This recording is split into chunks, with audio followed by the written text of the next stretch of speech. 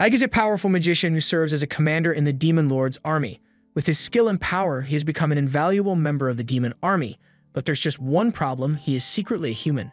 During a war, the orc troops are able to break through the walls of a castle thanks to some well-placed explosions near the base of the wall which Ike provided them with, and as all this is going on, he is watching from above along with the orc leader, who is greatly pleased with the results of his troops' invasion after following the advice of Ike. However, Ike isn't surprised by the outcome at all, since victory was all but assured once he was assigned to oversee this operation.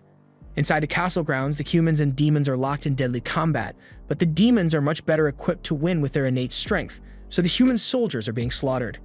And while all this is going on, the Knight Captain is up in the castle, watching his men die one by one from the safety of a castle window and probably regretting the day he chose to sign up as a knight. Just then, he realizes he is not alone in the room, so he turns around and finds that Ike has somehow managed to sneak in. The Knight Captain knows he's pretty much screwed now, so he turns to face Ike and asks who he is. Ike introduces himself as the commander of the Demon Lord's 7th Undead Brigade, and he tells the Knight Commander he only has a few options left. His soldiers are nearly all dead, so Ike tells him he likes this territory and he wants it, so we can do this the easy way or the hard way. The choice is yours. The Knight Captain ain't going out like a wuss, so he tells Ike that none of those options work for him as he lunges forward for a desperate attack. But Ike wasn't surprised by this at all, since he already expected to have to do it the hard way. He quickly casts a point-blank spell which strikes the Knight Captain and incapacitates him. Ike has officially won this war, but when the orc leader comes into the room to congratulate him on his victory, and while the normal thing to do for a demon commander at this point would be to execute all the surviving members of the army, but Ike has other plans as he instructs the orc leader to provide first aid for the Knight Commander as well as any humans that surrendered. Ike was being watched by a witch through her crystal ball, and she is surprised that he was able to take down Castle Arsenal with just a single brigade and a week of prep time, so she's interested in the potential Ike shows. Back at the castle, Ike creates a barrier around himself so he can avoid being watched further, and once he finally has some privacy, he thinks to himself that he feels guilty about hurting so many people even if it was necessary to win the battle. He will never truly get used to the bloodshed associated with war, because while it should be second nature to a demon, Ike is only a human in disguise. His teacher, Romberg, was a great mage, but he also knew a lot about the world and the advanced civilization that once lived in it. One day, Romberg found Ike as a baby and decided to take him in just for fun, and over the course of the years Ike spent with Romberg, he was taught all the magic and knowledge Romberg had at his disposal. But Romberg's last wish before he died of old age was that Ike should never tell anyone about the ancient civilization, since people would bring disaster if they knew about it. There was also one other thing Romberg had asked of him, and it was for Ike to never let himself be seen without his robe or mask, because if he is ever found out to be a human, the Demon Lord wouldn't spare him. From that day forward, Ike has never taken off his mask, and even now, he is only able to remove it because of the powerful barrier he erected around the room. With the barrier up, it prevents anyone from entering the room without his permission, but unfortunately, it doesn't apply to people who are already inside the room. Ike looks down and sees the maid who had been hiding under the desk, and she begs him not to kill her since she won't speak a word to anyone about his secret, but then she accidentally hits her head on the desk and falls over. Ike checks on her and she seems to still be alive, but he really wishes she wasn't, since he had managed to keep his identity secret for over 20 years at this point. So why does the first person to find out his secret have to be a clumsy maid? Just then, the orc leader knocks at the door because he wants to talk to Ike, so he will have to deal with the maid problem later. Outside, the orc leader tells Ike that they have managed to seize the castle successfully, but he finds it strange that Ike is letting so many humans live. Ike tells him it isn't a problem since the new Demon Lord doesn't particularly care about your kill count as long as you get the job done. The orc understands, but he and the others were hoping to slaughter all the humans and burn the village to the ground, but Ike questions what the purpose of doing that would be, especially since if they kill everyone, then there will be no one left to pay taxes. Arsenal is a trading city, so who would do all the trading if they killed all the humans? Just then, Ike and the orc run into a couple of humans who wish to speak to Ike. The orc begins yelling at them for daring to speak to the great Ike directly, but Ike says it is fine and asks the village chief to speak. The chief has accepted that the town is now under the control of the demon army, so he wants to know how much they are expecting to pay in taxes to the demon lord. Ike tells him they can just pay the normal amount they always paid, but he makes it clear that if any of them ever resist the demon lord for any reason, then there would be no mercy for them. Just then, Ike notices something is wrong, and a moment later, he gets teleported into a dark room with a giant monster standing behind him with devious intentions. Ike jumps out of the way to evade the incoming backshots, and it looks like this isn't the first time something like this has happened since Ike complains to the witch that he had asked her not to summon him out of nowhere like this. Since he is already here, Ike decides to take out the monster by using his staff to cast a powerful spell, and he destroys the golem in a single hit. The witch is impressed with Ike's ability since she was pretty confident in the strength of that golem, and we finally find out that her name is Sapphiro. She is Ike's direct superior in the demon army, and also the only demon who knows that he is actually a human. Ike asks her to please just send a messenger next time she wants to talk to him, but she finds it entertaining to catch him off guard with teleportation. Ike just accepts that he's going to have to keep dealing with Sapphiro's BS, so he asks her if she summoned him here because of the battle with Arsenum. She tells him that's not why she called him here, since her familiars couldn't have told her everything she needed to know about the battle. She is perfectly fine with how Ike took control of the city and how he chose to spare the humans, but then Ike wonders why she bothered summoning him at all, so Sapphiro informs him that Demon Lord Daracuten wishes to see him in person. Ike is shocked to hear this, since he would be the first brigade commander to ever be given the honor of meeting him, but Ike still wonders why Daracuten would want to see him. Sapphiro assumes it must be because of Ike's impressive feat of capturing Arsenum in only 1 week, so she's going to take him to the Demon Lord's castle now. Ike wasn't expecting to have to go immediately, but he puts his hand on Sapphiro's shoulder and she teleports them both away. Meanwhile, back in the castle, the maid has finally regained consciousness. She gets up and tries to walk away, but as she does so, she finds that she is still trapped inside Ike's barrier. She knows there's no way she's getting through a barrier like this, so she looks around the room and finds a plate of food along with a note left by Ike. He wrote for her to eat the food and wait for him to return, so the maid does exactly that, and it's so delicious that she ends up pouncing on the plate. At the same time, Ike and Sapphiro have just arrived at the Demon Lord's castle, and the strong miasma surrounding the castle is slightly affecting Ike since he is human, but he powers through it and keeps walking towards the castle. At the gate, there are guards posted, so Ike asks Sapphiro if the guards check everyone who comes to the castle, and she informs him that they indeed inspect everyone who comes here. Ike is now worried since his identity will be found out as soon as the guard makes him remove his mask, but Sapphiro tells him she will handle it. She uses some of her magic to surround Ike in a terrifying aura, and once he reaches the guards, they have nothing but respect for his power. They know Ike is the grandson of Romberg. And with training from such a great mage, it is no wonder to them that Ike is so powerful. Ike and Sapphiro are allowed entry into the castle with no further questions, and after a while of walking, Ike asks how long it's going to take before they reach the audience room. So she tells him they are almost there, but Ike is really wishing he could fly like Sapphiro in a situation like this. He has always been jealous of her flight magic, and while he can use the spell itself, he doesn't have as much control over it as she does, so the most he can do is jump really high with it. They eventually reach the audience room, so Sapphiro tells Ike to wait outside a little while she talks to the Demon Lord first. Once she heads inside, Ike thinks about how the current Demon Lord, Daracuten, managed to turn the war around and give the demons the upper hand simply by participating in a single battle.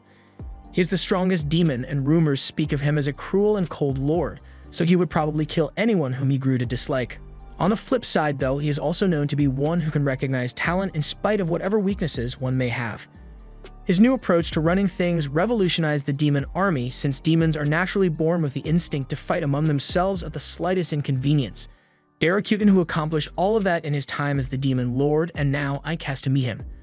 Ike hears Sapphiro calling for him to enter, so he walks into the throne room, and as he greets the Demon Lord, he is surprised to find that the Demon Lord is actually a girl. Daracuten praises Ike for his ability to capture Arsenum in only 1 week, and he thanks her for the kind words, but he doesn't think he deserves that much credit. The Daracuten finds Ike's humility quite odd, as it reminds her of how a human would act, and Ike immediately regrets opening his mouth since he almost blew his cover just now. Luckily, Sapphiro covers for him and explains that Ike was raised by the great magician Romberg, and Romberg was known to be quite humble, so that would explain where Ike learned humility from. She also thinks that Ike might be smarter than she had initially thought, and thus chose to avoid needlessly killing the humans even after he conquered Arsenum. But right now, Ike is kind of regretting the fact that he didn't kill those humans like a regular demon would, since it is drawing unwanted attention to him now. He asks for permission to speak and explains to Darrow that he spared the humans because while they may fear terror, they won't obey it for long, so he felt it would be better to avoid killing them as much as possible so they can keep their sense of normalcy and remain productive. Darrow asks if that is the opinion Romberg held as well, and Ike says yes. He has only been speaking with her for a few minutes now, but he can already tell that Darrow must have knowledge about the ancient civilizations that Romberg told Ike about, and she used that knowledge to form the demon army into what it is today. Darrow teleports from her throne and lands in front of Ike, saying that he is definitely different from most demons, but the next time they meet, she would like to see what his face looks like under that mask. She then teleports behind him and says she expects to see more good results from him in the future, and as soon as she is out of the room, Ike collapses out of nervousness. Sapphiro makes fun of him for being so nervous in front of Darrow, but while maybe a strong magician, he is still a wimp. What had him so nervous was the fact that Darrow could tell that the mask wasn't his real face, but at least she doesn't know that he's a human yet. Sapphiro also mentions that he is getting a reward from Darrow for his accomplishments, although she wouldn't exactly classify it as a reward. A while later, Ike teleports back to Arsenum to check on the maid, and he sees that she has eaten all the food he left for her. So he looks around and finds her sleeping behind the desk. He wakes her up, and as soon as she realizes that Ike is back, she begins begging for her life and asking Ike not to hurt her. Ike tells her to calm down since he doesn't plan on killing her, but first, he wants to know what her name is. She tells him she is called 13 since slaves here are only referred to by their numbers, but her mother used to call her Sadie. Ike tells Sadie that he can't just let her go now that she knows he is human, but she promises that she will never speak a word about his real identity to anyone. Ike believes she will keep her mouth shut, but to make sure she doesn't let the secret slip, he tells her that she has to serve as his maid from now on. Sadie is more than happy to be his maid if it means she gets to live, so it's a done deal. The next day, Ike is officially crowned ruler of a place called Avalias, and the previous day, Sapphiro had informed him that this was the reward Darrow had prepared for him. It's a town on the front lines, so Ike's job will be to rebuild the town and bring in double its tax revenue. Ike doesn't like it, especially since Sapphiro was the one that conquered the town and she absolutely decimated all the walls, leaving it with no protection.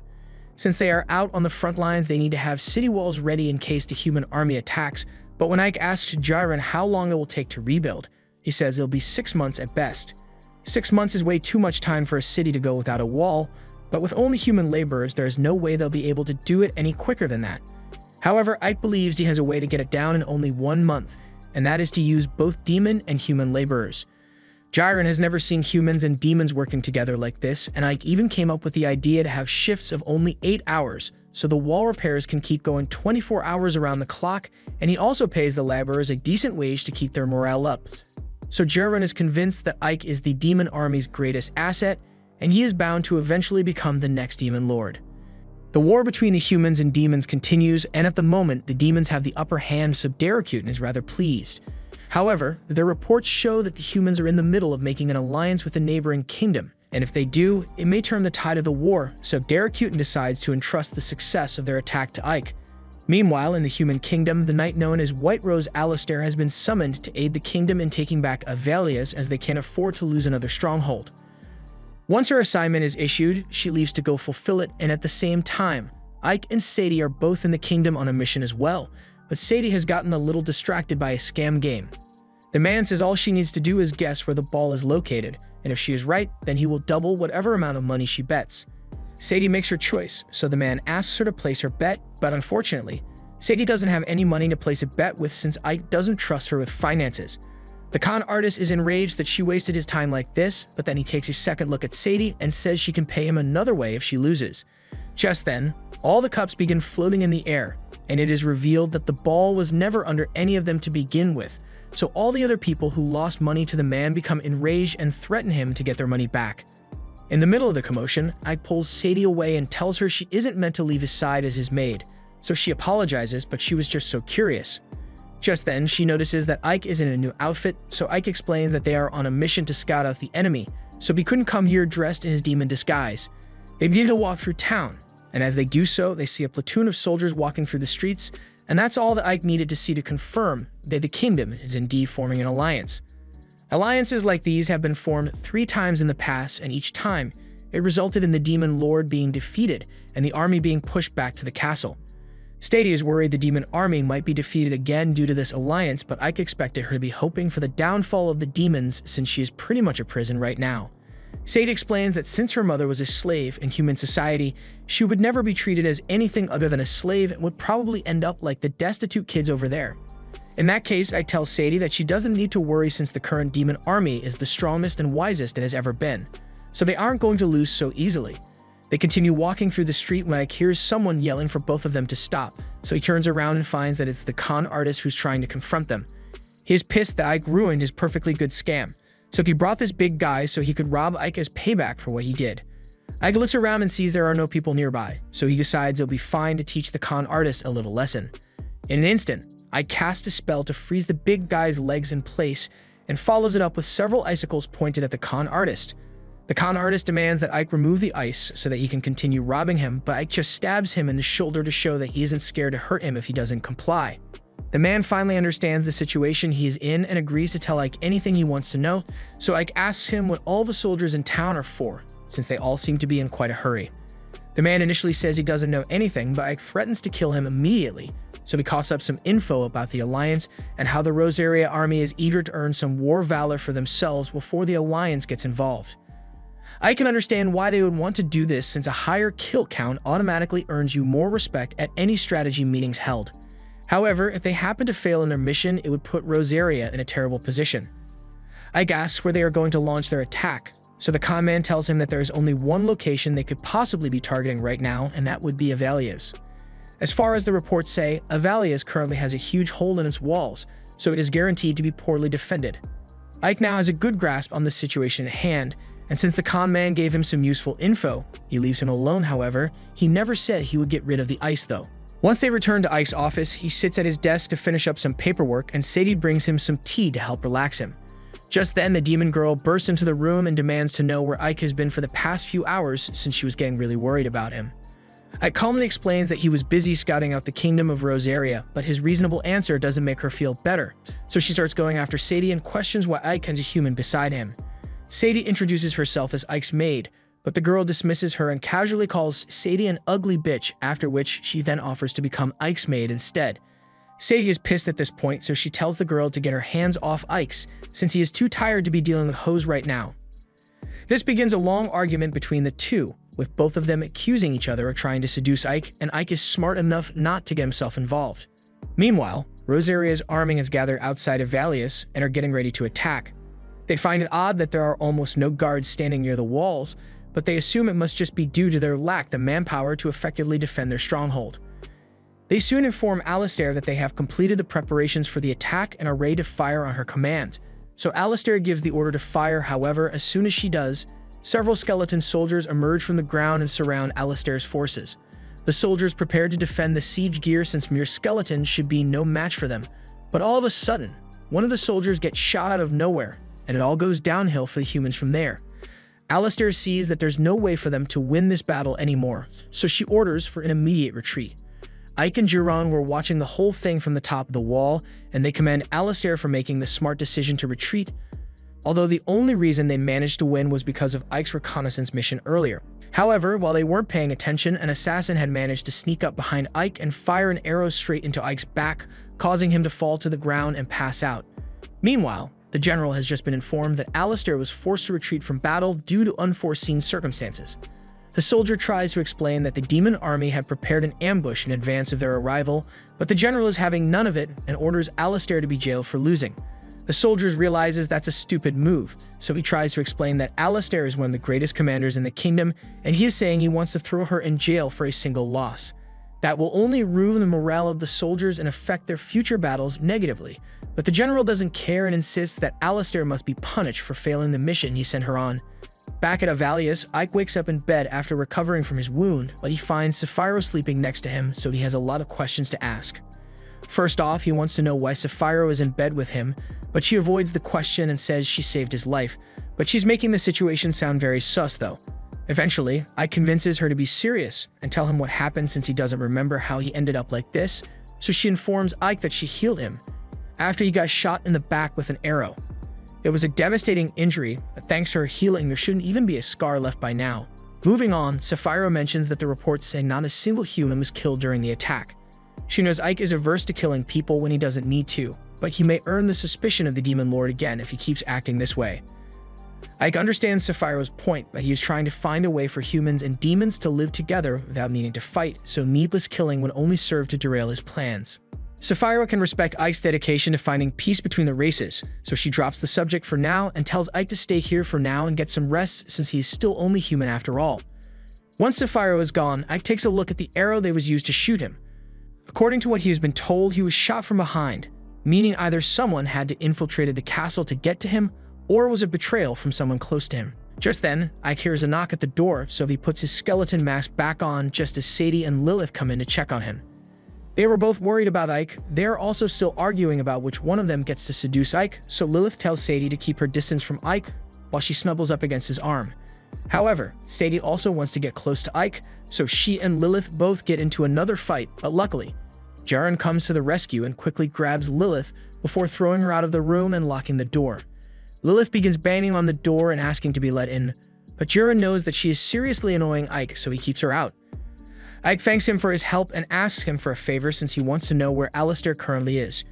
Jaren promises to look into it, so after a few hours of research, Ike is informed that Alistair has been imprisoned for her failure to reclaim Avalias.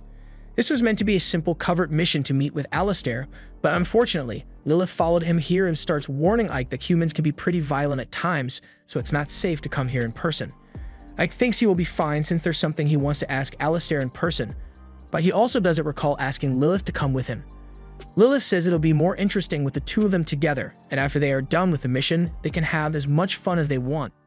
Besides, Sadie got to come with him on his last mission, so it's only fair that she gets to join him on this one. Ike doesn't want to argue about it, so he allows Lilith to tag along this time, but he needs her to keep up with him.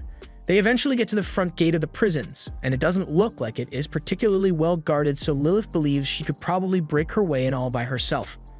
Ike stops her and says he doesn't want to cause a fuss, so instead he wants them to get in and out as fast and as peacefully as possible. However, Lilith had already knocked out the guards by the time he had finished talking. They head inside, and the place is a lot bigger than Ike thought it would be, so it may take a while for him to find Alistair's cell. However, Lilith has a better idea and just beats up the prison warden to get him to give up his keys and tell her where Alistair is being kept. Alistair is apparently on the top floor, but as Ike and Lilith are about to head up, the rest of the guards show up due to all the screaming they heard from the warden earlier. Lilith tells Ike to go on ahead without her while she handles the guards, but before Ike leaves, he reminds her that he doesn't want any unnecessary bloodshed.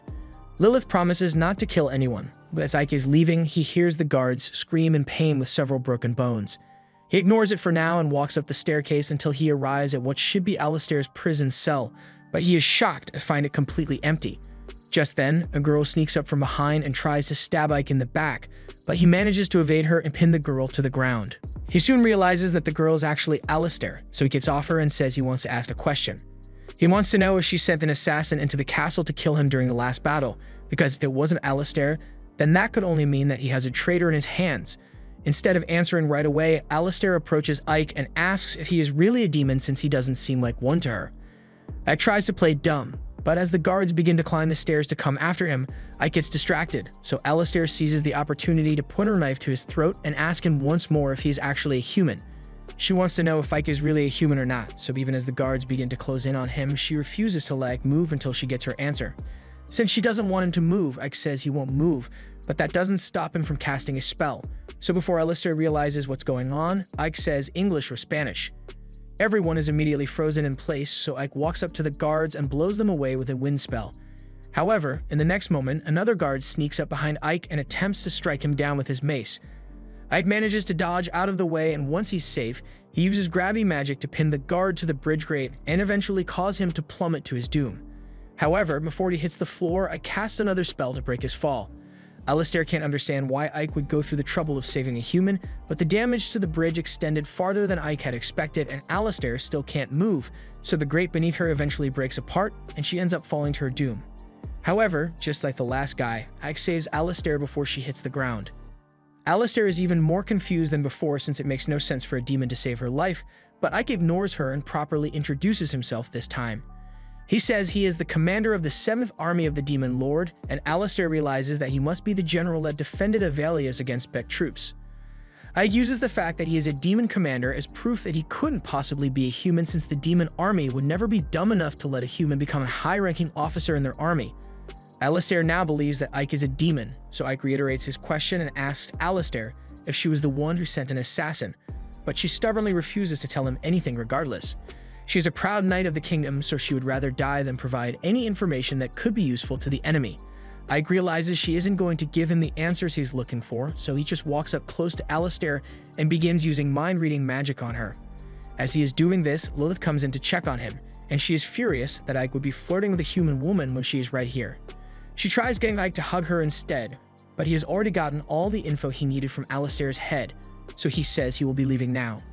As he and Lilith are walking out, Alistair calls out and asks why Ike went through all the trouble of breaking into the prison if he was just going to leave peacefully. So Ike tells her that he no longer has a reason to stay since he knows Alistair had nothing to do with the assassination. And while he was reading her mind, he got to see a couple of her thoughts, so he tells Alistair that she shouldn't feel so bad about losing the battle for Avalius since it is important for a commander like her to learn from her mistakes and keep moving forward.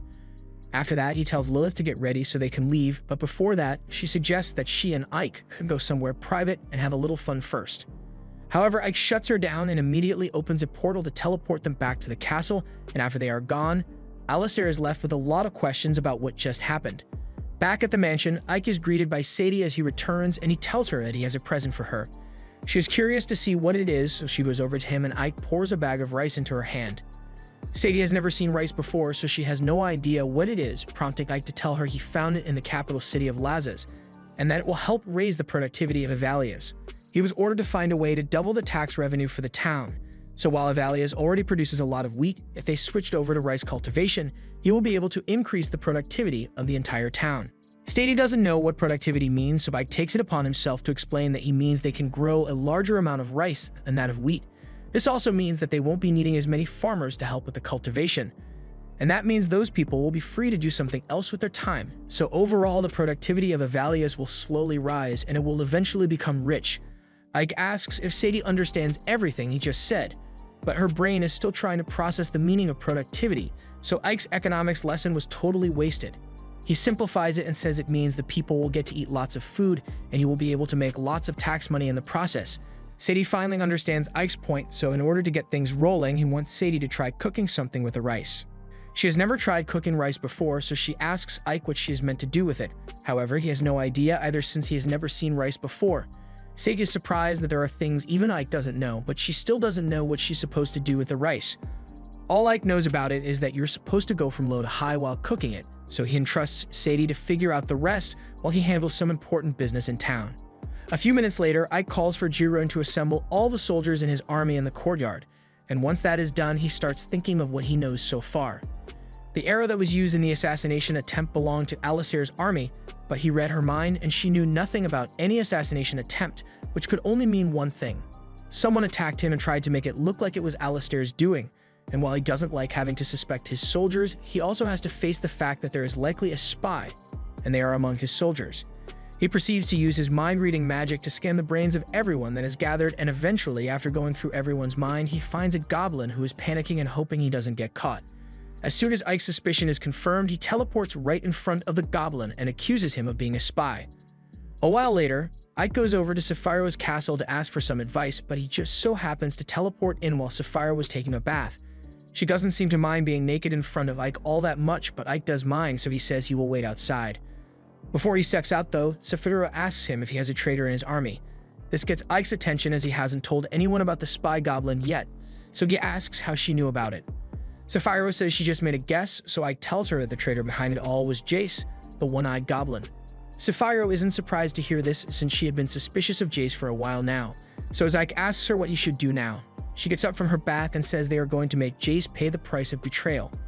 Meanwhile, back at Avalius, Jace is informed by his subordinates that Ike went to see Sapphiru recently, and he doesn't understand how Ike could have recovered so quickly after they shot him through the back. But there's even more bad news for him as another subordinate comes up to him and says they've lost contact with their spy in Ike's army. Jace knows this is bad news since it likely means Ike is onto his little scheme, so he decides that he will gather his forces and attack Ike before he gets taken out. However, to his horror, he is soon informed that Ike is out in the street looking for him. Jace goes out to meet with Ike, and he puts on a nice act, saying Ike should have let him know if he was going to stop by so suddenly. Ike says he just happened to be in the area, so he wanted to pay Jace a visit alone. However, Jace pulled up with his entire squad, so Ike asks him if he is planning on starting a war or something. Jace tells Ike that this is his territory, so Ike has no business here in the first place. He also mentions that Ike got injured a while ago, so he must really be losing his edge as a commander if he let himself get struck by an arrow so easily. Ike agrees with him and says he was indeed careless back then, but he never expected to be betrayed by someone on his team, so there was no way he could have seen it coming. Since Ike knows Jace is the traitor, Jace stops acting nice and tells Ike that he was careless to come here alone since Jace's entire army will rip him to pieces now. Ike is glad to hear that Jace brought his entire army to attack him since it means he can just blow them all up at once. Jace looks to the sky, and he sees several giant meteors raining down upon them. This is the work of Sapphiro and her devastatingly destructive spell. She enjoys using it so much that she forgot to warn Ike to get out of the blast radius, although she is sure he will be fine. Meanwhile, down on the ground, Ike is totally not fine as he is forced to hide behind a building to avoid getting blown up. He had asked Sapphiro to limit her attack power so that they could rebuild this section of the city afterwards, but she obviously ignored his request because this is way too much power. After the initial volley of explosions is over, Sapphiro begins the second phase of their plan as she orders her skeleton soldiers to begin slaying all the goblins that manage to survive.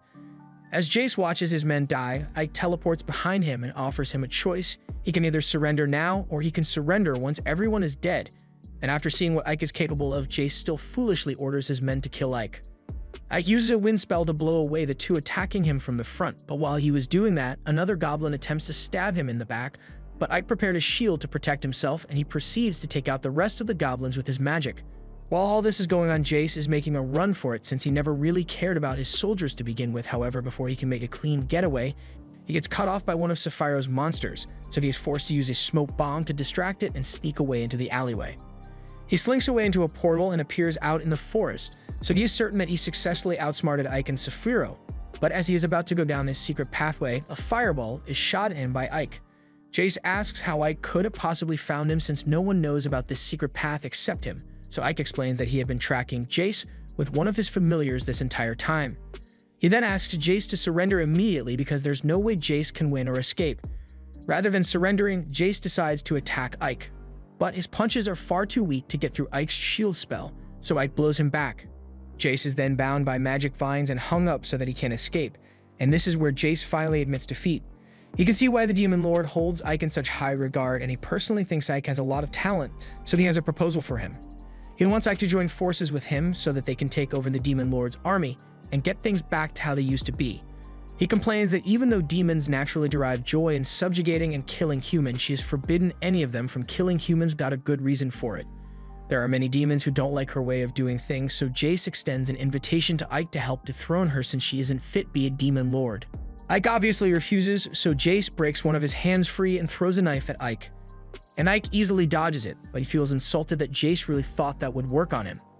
Ike begins questioning Jace on who else is plotting to overthrow the Demon Lord, but he refuses to reveal any information. Sapphiro soon shows up and she is prepared to torture Jace as much as necessary in order to get the info, but Ike pleads with her to let him try to get it peacefully since he doesn't want to hurt anyone excessively. Sapphiro complains that Ike's methods take too long, so she's going to have to take drastic measures here. Just then, Jace begins to turn purple and cry out in pain, which is surprising since Sapphiro hasn't even done anything yet, so that can only mean Jace was poisoned by the other demons in his group to keep him from spilling their secrets. Ike tries using an antidote spell, but the poison is too strong, so Jace is going to die sooner or later. Before he dies, Sapphiro asks him if he still wants to protect the identities of the people who poisoned him without a second thought, so Jace agrees to tell her who the leaders of the rebellion are so she can get revenge for him.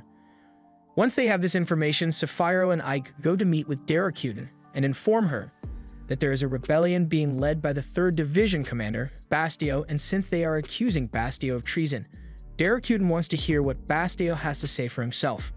Bastio claims that both Sapphiro and Ike are simply trying to frame him, which is why they killed Jace to keep him quiet. He also claims Sapphiro is plotting to steal the 3rd corpse away from him, but all these baseless accusations only serve to enrage Sapphiro. Daracuden tells Sapphiro to calm down since she's going to handle the situation, after which she tells everyone that the more power a demon possesses, the more hungry for power they become. It is that ambition that makes demons who they are, so she can't in good conscience punish a demon for ambitiously seeking power. However, with all that said, she is not stupid. She is well aware that Bastio is lying through his teeth, so she wouldn't fall for his accusations. And she is also aware that Sapphiro is still loyal to her. However, it is still Sapphiro's fault that Jace betrayed her since she's meant to maintain her troops' loyalty. Sapphiro accepts responsibility in that regard, so according to the demon's rule of law, Daracuden is meant to eliminate both of them. Yet she doesn't do that because it would be a waste to lose 2 core commanders at the same time. Instead, she decides that they will hold a duel and whoever wins will be allowed to live. A while later, Sapphiro is preparing herself for the duel, and the Demon Lord has just sent her the details of the duel, so she tells Ike that she will be fighting with puppets. As part of the rules, she is not allowed to participate in person, but neither is Bastio. They will both be put in charge of 50 puppets, and victory will be declared whenever one side is able to wipe out all of their enemies' puppets. That seems a little too complicated for a duel, since Daracuten could have easily just had them fight to the death, but Saphiro assumes the Demon Lord wants to test their skill as commanders, but that doesn't make it any less unusual. There's one more thing Sapphiro forgot to mention. Daracuten made a provision for commanders to appoint a stand-in to fight for them, so she's choosing Ike to fight in the duel with her life on the line. Ike asks her if she's sure she doesn't want to handle this duel herself, but she says she is much more likely to win this way since the duel is a contest of skill between commanders, and she believes Ike's skill as a commander is far superior to hers. Although she is still a lot stronger than him, but for now she is entrusting her life to him. Ike doesn't like being forced to fight for Sapphiro's survival, but he's got no choice now, so he's just going to have to do his best. Ike is taken to see the puppets that he will be commanding, and according to what he has been told, these puppets all have equal amounts of strength, and they follow their commander's orders to the letter. So the only deciding factor in this duel will be the leadership abilities of the commanders. They are also allowed to equip the puppets with weapons as they see fit, but Ike doesn't think those swords will be good enough to ensure his victory. A while later, he is back in his office, trying to think of some good formations for the puppets when Sadie comes in and offers him a cup of tea. Since she's here, Ike asks Sadie what she would do if she had to win a fight, but Sadie has no idea since she wouldn't want to fight in the first place. Ike agrees that settling disputes without fighting is the best way to go, but sometimes your opponent won't be satisfied unless a fight breaks out, so hypothetically, he wants to know what she would do in that situation. Sadie doesn't have much fighting experience, but if she had to choose, then she would pick a broom as her weapon of choice. Ike says she's right since the best weapon is one that allows you to stay out of striking range of your opponent while giving you the range to strike at them. Similarly, a sword is better than a dagger, but a bow is even better since it allows you to strike from afar. But of course, Bastio would know that as well, so he would probably try to employ the same tactics. Sadie mentions how her former master used to talk about crossbows being amazing in battles, and Ike thinks that might be a good idea since they can penetrate metal armor and are easier to use than bows. However, it's not going to work for him since he needs something even more powerful than crossbows. He would like to go Oppenheimer on them, but he doesn't have the materials for that. So he goes for the next best thing: guns. Sadie has never heard of guns before, so she asks if they are strong, and Ike assures her that guns are incredibly strong. These boomsticks allow you to attack from hundreds of meters away without your opponent being able to fire back. Sadie thinks that sounds amazing, but she asks if Ike is really capable of making something like that. He may not be able to make it alone, but he already thought of a plan for that. He says Sapphiro is an amazing alchemist, so he's sure she'll be able to crank out some guns in no time. However, when he goes to ask her, Sapphiro flat out tells him that she can't do it. She may be good at making things, but she can't make something that she has never seen before. Ike tries to explain that it's just an iron cylinder with gunpowder to launch a bullet, but Saphiro ignores him and starts asking Ike to join her for a swim. Meanwhile, Bastio has just been informed that Ike will be taking Saphiro's place as commander, and while his underling assumes that Saphiro must be afraid of him or something, Bastio knows that Saphiro must have some kind of plan in mind, although he doesn't know what that is. But for now, he lets his underling know that he is really impressed with the sword that was made. The underling tells him that it was crafted using a dragon's tooth, and he can have enough made to equip all his soldiers with one, but Bastio says he will need a lot more than just 50 swords for what he has planned. Meanwhile, Ike has just gotten out of the pool with Saphiro, and he can't believe how relaxed she is when failure on his part would mean her death. Just then, someone sends Ike's coat floating over to him, so he thanks the person. However, a moment later, he is shocked to find out that the person was Daracuten. This is really bad for Ike since he is not wearing his mask, but he thinks he can bluff his way out of trouble since Daracuten may not recognize him. She drops a bag on the ground and tells Ike to open it, so Ike does so and is astonished when he sees a bunch of boomsticks. She knew Ike was trying to get his hands on some, so she went through the trouble of getting it for him. Ike tries to deny it since he doesn't want her to know who he really is, but Daracuten tells him that there's no point in lying about it since she already knew he was human. Romberg had told her all about Ike, so she knew from the very beginning that Ike was human. But if she knew from the start, then Ike asks why she didn't eliminate him immediately. She says she let him live for the sake of her wish, since no matter how much power she possesses, she won't be able to achieve her goal without having people by her side to fight for her. Ike asks her what her wish is, so the Demon Lord explains that she wants to build the peaceful world she desires, and to do that, she needs as many skilled people as possible, so she wants Ike to help her achieve her goal. Ike says he is happy to serve her and Daracuten is pleased, so she teleports away. After that, Ike takes the guns to Sapphiro so she can see what they look like, and she finally understands what guns are, so she asks Ike how she is meant to make bullets. Ike says it's a metal ball, so Sapphiro conjures one up. However, it's way too big to be used as a bullet. Ike tells her it needs to be small enough to fit inside the gun barrel, so Sapphiro understands what she needs to do, although she doesn't like it because making small things gives her terrible acne. Just then, a huge explosion occurs, but Sapphiro didn't sense any magic, so Ike explains that it was probably caused by the gunpowder in development. Fiorentina comes out and tells Ike that she has made the powder he asked for, so Ike asks Sapphiro if she's done with the bullets, and the ones she made this time are perfect, so he wants her to make around 500 more of them. Sapphiro agrees to get him the bullets, although she offloads all the work onto Fiorentina since she doesn't want to do it. Ike apologizes to Fiorentina since he's going to need her to make the gunpowder and bullets since Sapphiro doesn't want to help, but she says she's already used to it because Sapphiro never wants to do her job. On the day of the duel, the stadium is full of demons eagerly waiting to see some action, and Bastio begins mocking Ike for only outfitting his puppets with shields when his puppets are completely decked out in armor. He asks Ike what Sapphiro is doing right now and whether she's plotting something, but in any case, it doesn't matter to him since he will be winning no matter what. His puppets are covered head to toe in Damascus steel, meaning no sword or arrow attacks will be able to penetrate them. It was a gift to him from Daracuten, so he believes she must be taking side in this duel. Ike does know what Daracuten was thinking to give both of them equipment like this. Maybe she wanted it to be an equal fight, or maybe it's some kind of test, but regardless of what her intentions were, he can always ask her after he has won. The match officially begins and the rules are announced once more. Each commander has 50 puppets, and whoever is able to destroy all the enemy puppets first will be declared the winner, while the loser will die. With that out of the way, the signal is given for the duel to begin, and Bastio immediately orders his archer puppets to fire at Ike's puppets. Ike orders his puppets to block with their shields, and while some of the arrows are blocked, a few of Ike's puppets end up getting shot anyway. After this, Bastio orders his other puppets to begin their assault, so they run forward and begin laying waste to Ike's troops, while Bastio is laughing the whole time because Ike is doing nothing but defending. After a while, a large number of Ike's puppets have been killed, but Daracuten knows it's not over yet, and in the next moment, a loud boom echoes through the arena as Ike's remaining puppets begin firing their guns. And now that Ike has begun his counterattack, it's not long before his puppets begin mowing down Bastio's puppets with ease, and Bastio has no idea what's going on or why he is losing. Before long, all of Bastio's puppets fall to the ground dead, and Bastio has officially lost the battle, so the Demon Lord comes down from her seat to deliver the bad news to him. She has prepared two choices for him since she is so nice, so she tells Bastio that he can either end himself or she will do it for him, and she won't make it painless. However, Bastio says he has something else in mind in case he ended up losing, so in the next moment, Bastio has an archer shoot an arrow at Daracuten's back. However, unlike Ike, she was able to see it coming and caught the arrow before it hit her, but something she didn't see coming was the fact that there was a high-power explosive attached to the arrow, and as a result, she gets blown up. Bastio then sets off another series of explosions in the stands, killing a bunch of spectators and allowing his undead soldiers to enter the arena, and he now declares that he will be the new Demon Lord from now on.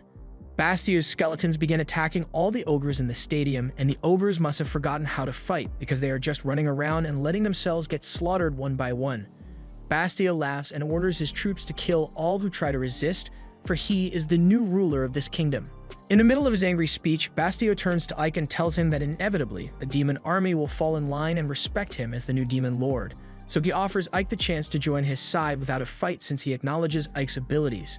He even offers to let Ike have full command over the 7th Corps as a bonus, and Ike tells Bastio that his offer is certainly appealing, but it's not something Bastio is in a position to promise since he will never be able to become Demon Lord. Bastio laughs in Ike's face for being foolish enough to decline such an offer while he is surrounded by an entire army ready to attack at any moment. But even as he is surrounded by Bastio's army and has a couple skeletons coming after him, Ike remains calm and casts a massive wind spell to take out the skeletons attacking from the front. Bastio orders his remaining soldiers to eliminate Ike, but as they charge at him, Ike prepares a series of dark spears which he uses to impale them all as they approach. Since they can't get close, one skeleton decides to go all in and ignite its head to be used as a weapon. But it went through all the trouble of sacrificing its head and still misses the shot entirely.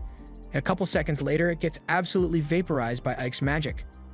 Even though his firepower is sufficient to hold the army back, Ike still doesn't want to get completely surrounded, so he uses magic to fly into the air and escape while hundreds of arrows are shot at him.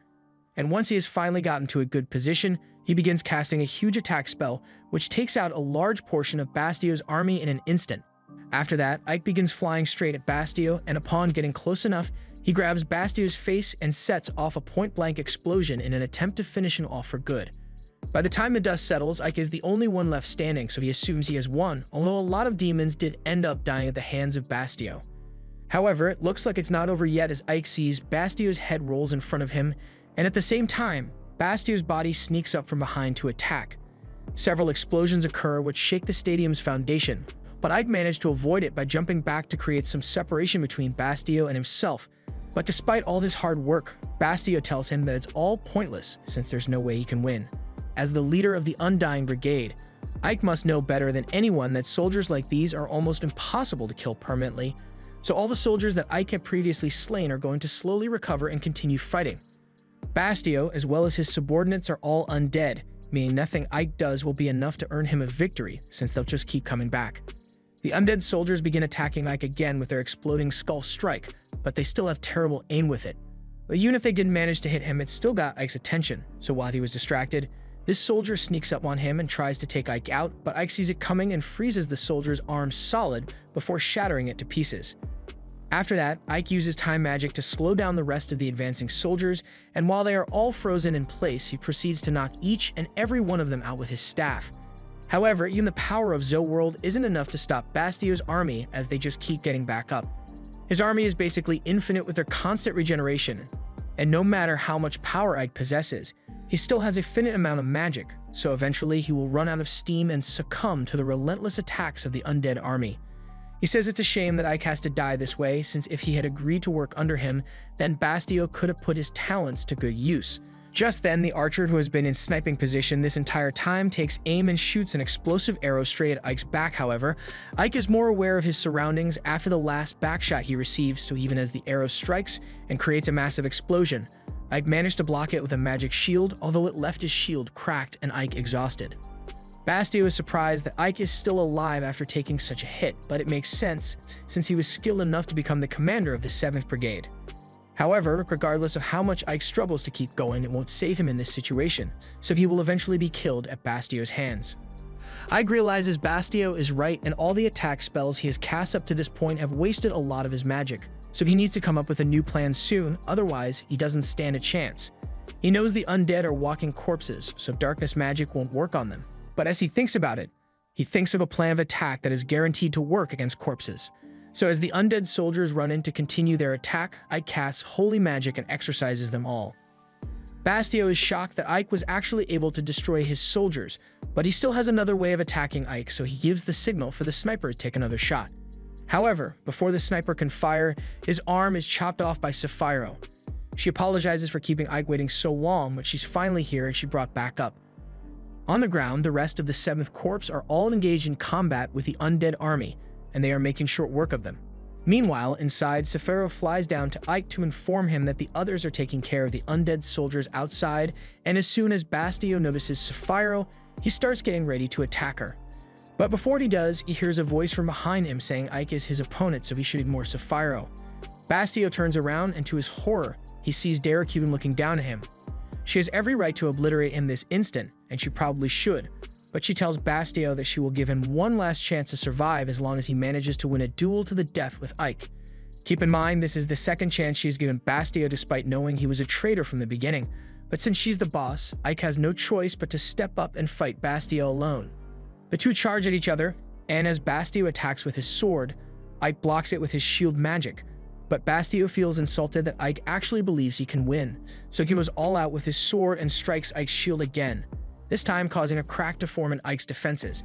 Bastio tells Ike that he is a weakling compared to him, so there was no doubt in his mind that Ike will lose this duel. He continues attacking while telling Ike his time is up, and even when Ike tries to jump back to create some distance, Bastio doesn't give him any time to rest as he uses his head to fire a dark laser at Ike, but as Ike notices this, he fires back at Bastio with a spell of his own, one which uses white magic. The white magic overwhelms Bastio, and after making contact with him, it causes Bastio's arm to decay. Sapphira had no idea Ike could use white magic, and she is left wondering where and when Ike could have learnt it. But after seeing the Demon Lord's nonchalant face, it is clear that Daracuten already knew Ike possessed such magic. Bastia refuses to give up and charges at Ike once again. But the entire time, Ike is just having a flashback to a time in his youth when he was still studying magic under Romberg. At the time, he seemed oddly interested in a flower that had wilted away, but since it was time for his daily magic lessons, he left it alone for the time being and went instead with Romberg to study. Ike learned a lot of interesting spells, but by the time they were done, he was curious to know where there was magic that could bring a wilted flower back to life. And Romberg immediately answers that white magic would be able to do it, so Ike asked to learn that next.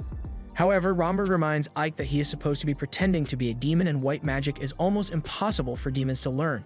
This is because it draws power from a compassionate heart, and demons are born to be haters, so they naturally lack an affinity for it. With that said, Ike is human, so he should be able to learn it, but Romberg wants to make it clear that white magic is the most terrifying weapon that can be wielded against a demon, so even if Ike wants to learn it, he has to be careful about how he uses it. Ike agreed to be careful, so Romberg taught it to him. And back to the present, Ike tells Bastio that his ambition to become Demon Lord is too much for someone like him. He has no problem sacrificing his men, and he was willing to backstab his master just to attain power. So while that may be how a demon would normally act, Ike won't stand for such atrocities. Demon or not, a ruler oppressing their subjects is wrong. Bastio tells Ike to shut up since he doesn't know what he is talking about, but Ike tells him to be quiet instead because these are going to be his final moments of life. Bastio tries to attack him again, so Ike charges up his white magic, and with one swift motion he slashes Bastio's stomach and kills him for good. With Bastio finally defeated, Sapphira walks up to Ike and says she's glad everything ended up working out in the end. Ike realizes that Sapphira must have known Bastio was planning something, which is why she asked Ike to handle the duel while she prepared backup for the inevitable coup attempt. Sapphira doesn't see a problem since everyone survived in the end, give or take a couple hundred civilian demons, but they weren't important anyway. However, Daracuten approaches them and says there is still a huge problem left to be resolved, since now that Bastio is dead, the Third Corps no longer has a leader, so she's giving Ike the job, and before he has the chance to say anything, she teleports away. After that, everyone on Ike's team comes over to congratulate him on his victory, but Sapphira seems upset about something. A little while later, Sapphira goes to see Daracuten at her castle, and she angrily says that Ike serves under her, so she should be the one to decide where he goes. Daracuten is surprised that Sapphira is so upset about this since she thought she would be happy for Ike to get a promotion. But in any case, Sapphira serves under Daracuten, so she has the right to give Ike whatever position she wants. Although she thinks it would be best to hear what he has to say for himself since he is here anyway. Sapphira notices Ike walking up from behind her, and since he came here, Daracuten assumes he must have decided if he wants to accept the promotion or not. Ike starts by saying the people in his town are finally getting used to their new lives. At first, his men didn't like living with humans, but over time they've learned to adapt to the new lifestyle, and so have the humans. They live in relative peace and help each other without prejudice, and that is a huge step towards Ike's ultimate goal. He explains that when he joined the demon army, he hoped to create a world where demons and humans can peacefully coexist with one another, and his goal hasn't changed. He removes his mask as a sign of sincerity and apologizes to Daracuten since he is going to have to reject the promotion. He still has a lot he wants to learn from Sapphira, but he promises that he will make Avelias the first city where humans and demons coexist. This was the end of episode 5. Subscribe to not miss the next part.